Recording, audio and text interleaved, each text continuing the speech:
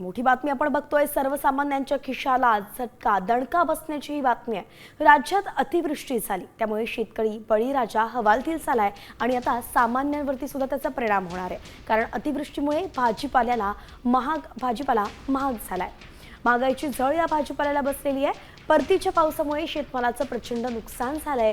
बाजारात आवक त्यामुळे घटली आहे आणि त्याचा थेट परिणाम भावावरती झालाय। गवार आणि मटार 200 रुपयांवरती पोहोचलेत। दसऱ्याला मुंबईत भाजीपाला मागणीपेक्षा तब्बल 1000 टनांनी कमी होता, त्यामुळे इतर भाज्यांनीही 100 गाठली।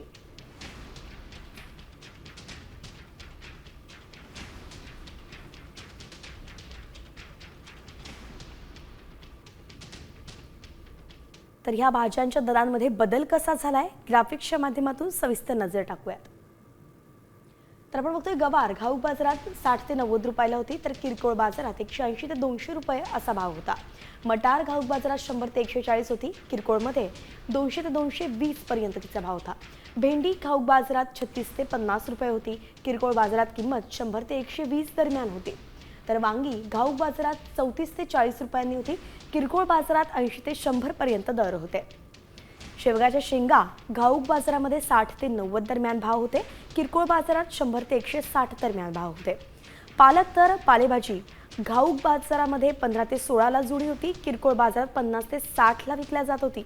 मेथी सुद्धा पालेभाज्यातच आहे, 18 ते 20 घाऊक बाजारातले दर, किरकोळ बाजारात 40 ते 50 रुपये जुडी असं दर।